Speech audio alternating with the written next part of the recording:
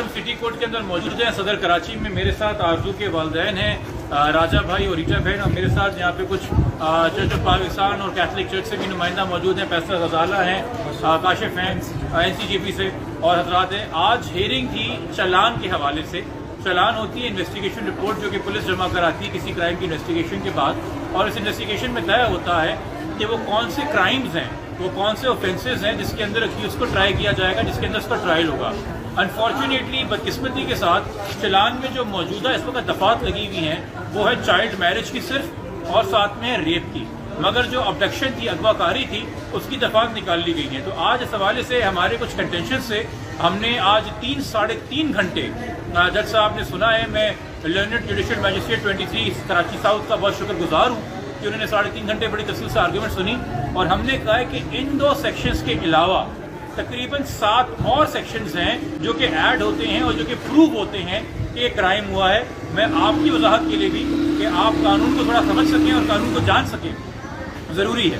पहला, ये इन्वेस्टिगेशन के अंदर आया है कि जो मुल्ज़िम अज़हर है वो बच्ची आरजू के साथ 1 साल से राब्ते में था। 1 साल से इनकी कोई दोस्ती थी, जो जिसको दोस्ती कह रहे हैं, और ये रोमांटिकली इन्वॉल्व था, जिसको हम चाइल्ड अब्यूज़ कहते हैं, वो इन्वॉल्व था। इसमें जो उसने एक जहन बनाया है, एक जहन कशी की है बच्ची की कि तुम मेरे साथ भाग चलो, वो है पाकिस्तान पीनल कोड का नया section 292A, seduction of child. उसको हमने आर्ग्यू किया। उसके बाद जो आता है सेक्शन कि जी बच्ची को जो है वो उठा के ले गया, अबडक्शन जो है वो 364A है, जिसमें फेडरल शरीयत कोर्ट कह चुकी है कि किडनैपिंग के लिए ज़रूरी नहीं है कि आप ज़बरदस्ती किसी को लेके जाएं। अगर आप बहला फुसला के सिड्यूस करके भी किसी को ले जाते हैं तो वो भी किडनैपिंग है। तो हमने दोबारा से आर्ग्यू किया कि 364A लगा दिया जाए। उसके बाद एक और दफ़ा है 365B, वो है कि जब किडनैपिंग की वजह, रीज़न जो है वो किसी के साथ सेक्सुअल इंटरकोर्स करना हो या शादी करना हो, वो भी यहाँ पे साबित होती है, तो 365B लग गया। उसके साथ फिर आता है रेप, जो सेक्सुअल इंटरकोर्स की दफ़ा है 375(5), जहाँ पे आप 16 साल से कम उम्र की बच्ची के साथ, चाहे उसकी रजामंदी हो कि ना हो, आप उसके साथ सेक्सुअल इंटरकोर्स करें, जो कि ऑलरेडी चालान में मौजूद था, उसको मेंटेन किया जाए। उसके साथ आता है, जो कि नहीं था चालान में मौजूद, 377A, सेक्सुअल अब्यूज़, यानी कि 18 साल से कम उम्र किसी भी इंसान, मर्द या औरत के साथ किसी भी किस्म का जिनसी ताल्लुकात कायम करना, ज़रूरी नहीं हो सेक्सुअल इंटरकोर्स हो। अगर आप किसी को प्यार से अपनी गोद में बिठाते हैं, बोसा देते हैं, या कोई भी एक्ट करते हैं जो कि रोमांटिकली इन्वॉल्व या फिजिकल उसमें रिलेशन में आता है, सेक्सुअल नेचर से आता है, तो वो चाइल्ड अब्यूज़ में आता है। और इसके साथ जो हमने ऐड मजीद करवाया या कहा कि ऐड किया जाए, वो है 328A, cruelty to child. Cruelty to child में इसलिए हमने ऐड कराया क्योंकि जो बाकी सारे मैंने आपको ऑफेंसेस गिनवाए हैं, वो अबडक्शन के हों, वो रेप के हों, वो सेक्सुअल अब्यूज़ के हों, वो सारे फिजिकल वायलेंस पे। 328A क्रूअल्टी टू चाइल्ड वाहिद सेक्शन है पाकिस्तान पीनल कोड में जो कि साइकोलॉजिकल इंजरी की बात करता है। एक 13 साल की आरजू का ये यकीन करना कि वो 18 की हो गई है, उसका यकीन करना कि उसके साथ ज्यादती नहीं की गई, रेप नहीं हुआ, उसके साथ जो हुआ है वो सब हलाल था, जायज़ था, लीगल था, उसका ये यकीन करना कि उसको अगवा नहीं किया गया, उसकी रजामंदी से शादी हुई है, ये साइकोलॉजिकल ट्रॉमा है, ये ब्रेन वॉशिंग है, साइकोलॉजिकल इंजरी है। इसके ऊपर हमने 328 आर्ग्यू किया, और आखिर में बिल्कुल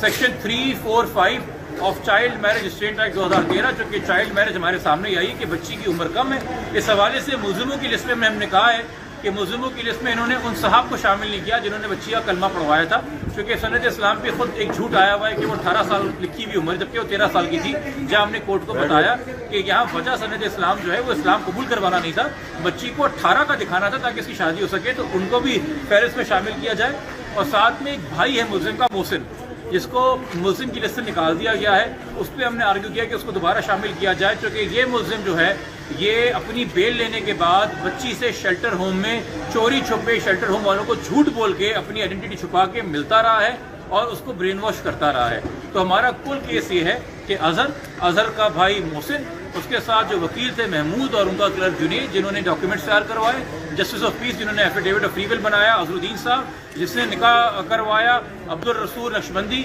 जिसने इस्लाम कबूल करवाया, आपका रहीमी, और उसके बाद यहाँ पे जो बाकी मुल्ज़िम हैं जिन्होंने सबडक्शन को कंसील किया और छुपाया है। हाँ, इस हवाले से याद आया 368 पीनल कोड का एक ऑफेंस है, जो कि होता है कि बेशक आपने किसी को अगवा ना किया हो, मगर आपको पता हो कि कोई अगवा हुआ है, اور آپ اس اغوا کو چھپائیں، اس کڈنیپنگ کو چھپائیں، تو بھی آپ کو وہی سزا ملے گی جو اغوا کار کو ملتی ہے۔ اس حوالے سے وہ لوگ جنہوں نے یہ فیک ڈاکیومنٹس بنائے اور یہ شادی کا ڈرامہ رچا اور بچی کی اغوا کاری کو چھپایا، ان کے اوپر 368 لگنا چاہیے۔ کورٹ نے آج ڈیٹیل آرگومنٹ سننے کے بعد جو ہے وہ 9 تاریخ رکھی ہے آرڈر کے لیے کہ 9 تاریخ کو وہ بتائیں گے کہ فائنل انویسٹیگیشن چلان میں کورٹ کون کون سے سیکشنز ایڈ کرے گا۔ سامنے جو جرا ہوئی ہے ملزم کی سائڈ سے، وہ ساری کی ساری بیس تھی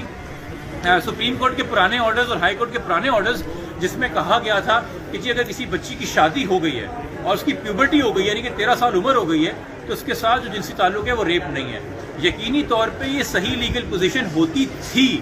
2006 سے پہلے جو ویمنز پروٹیکشن ایکٹ آیا ہے اس سے پہلے قانونی پوزیشن یہی تھی، مگر 2006 کے بعد یہ بات ریپیل کر دی گئی ہے اور اب کسی کا نکاح ہونا یا نہ ہونا کوئی ڈیفنس نہیں ہے۔ 16 سال سے کم عمر کی بچی کے ساتھ کوئی بھی جنسی تعلقات جو ہے وہ ریپ کے زمرے میں آتا ہے۔ یہاں پہ بھی ہم نے کورٹ کو اس پہ آگاہ کیا اور